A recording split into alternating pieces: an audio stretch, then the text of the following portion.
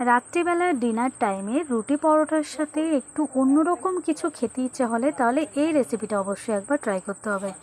আজকের আমি ডিম পটলের কারি রেসিপিটা তোমাদের সাথে শেয়ার করতে আবারও চলে এসেছি। নমস্কার বন্ধুরা, আমি লিপিকা রান্নাঘরে তোমাদের সবাইকে আবারও স্বাগত। তো আমি সবার প্রথমে ওভেনে একটা কড়াই বসিয়ে দিয়েছি। কড়াইয়ের মধ্যে পরিমাণ মতো সাদা তেল দিয়ে দিয়েছি। আর এইবার আমি কেটে ধুয়ে রাখা পটলগুলোকে আমি তেলের মধ্যে দিয়ে দিচ্ছি। এখানে আমি 500 গ্রাম পরিমাণ পটল নিয়েছি। আর পটলগুলোকে একটু খোসা রেখে রেখে সুন্দর করে ছাড়িয়ে আমি ধুয়ে নিয়েছিলাম। সমস্ত পটলগুলোকে আমি তেলের মধ্যে কিন্তু আমি 70 থেকে 80% মতো কিন্তু কুক করে নেব। পটল কিন্তু যত বেশি ভাজা হবে তত কিন্তু যে কোনো তরকারির স্বাদটা খুব ভালো আসে। তো চলো, আমি নুন হলুদ ছাড়া কিন্তু সমস্ত পটলগুলোকে খুব ভালো করে ভেজে নিচ্ছি। দেখতে পাচ্ছ পটলগুলো কত সুন্দর ভাজা হয়ে গেছে। এইবার আমি এই পটলগুলোকে তেল থেকে তুলে নেব। তো সমস্ত পটলগুলোকে তেল থেকে প্রথমে তুলে নিচ্ছি। এবার আমি ওই তেলের মধ্যে দিয়ে দেবো কেটে ধুয়ে রাখা আলু। এখানে আলুগুলোও কিন্তু আমি চোখো চোখো করে কেটে নিয়েছি। আর আমি দুটো বড় সাইজের আলু এখানে ব্যবহার করেছি। সেই আলুগুলো জল ছাড়িয়ে পরিষ্কার করে রেখেছিলাম। সেই আলুগুলো আমি তেলের মধ্যে সুন্দর করে ফ্রাই করে নিলাম। আলুগুলোকেও একইভাবে কিন্তু পটলের উপর তুলে নিচ্ছি ছেঁকে ছেঁকে। তো আলু পটল কিন্তু ভেজে নেওয়া কমপ্লিট হয়ে গেছে। এইবার আমি যে তেল আছে ওই তেলের মধ্যে দুটো ডিম ফাটিয়ে দিয়ে দিচ্ছি। আর ডিম দুটোকেও কিন্তু আমি সুন্দর করে তেলের মধ্যে ফ্রাই করে নেব। তোমরা যারা আমার চ্যানেলটাকে সাবস্ক্রাইব করেছো, আমাকে একটু হেল্প করছো আমার চ্যানেলটাকে গ্রো করার জন্য, তোমাদের অসংখ্য অসংখ্য ধন্যবাদ। আমার অন্তর থেকে আমার পাশে থাকার জন্য, আমাকে একটু সাপোর্ট করার জন্য। আর যারা আমার এই চ্যানেলটাকে নতুন দেখছো তাদেরকে রিকোয়েস্ট রইলো আমার চ্যানেলটাকে সাবস্ক্রাইব করে একটু আমার পাশে থাকবে। তো দেখো, দুটো ডিম ফাটিয়ে দিয়ে দেওয়ার পর সামান্য একটু লবণ দিয়ে আমি ডিমগুলোকেও সুন্দর করে এরকম ঝোড়ো ঝোড়ো করে ভেজে নিয়েছি। আর আলু পটলের উপরে ডিমটাকেও আমি তুলে নিলাম।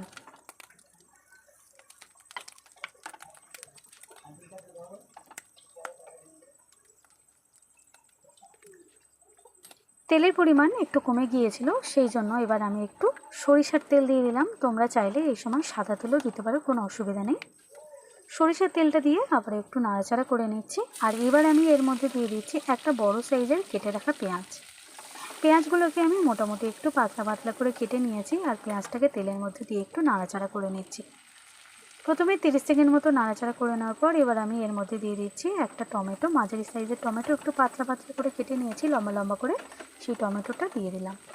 টমেটো আর পেঁয়াজটা আবারও কিন্তু 30 সেকেন্ড মতো ভালো করে নাড়াচাড়া করে নিচ্ছি। আর এবার আমি আঁচটাকে একটু কমিয়ে রেখে এর মধ্যে দিয়ে দিচ্ছি 1 চামচ পরিমাণ আদা রসুন বাটা। আঁচটাকে মিডিয়ামে রেখে দিয়ে আমি আদা রসুনটাকে একটু 1 মিনিট মতো পেঁয়াজ টমেটোর সাথে একটু কষিয়ে নিচ্ছি।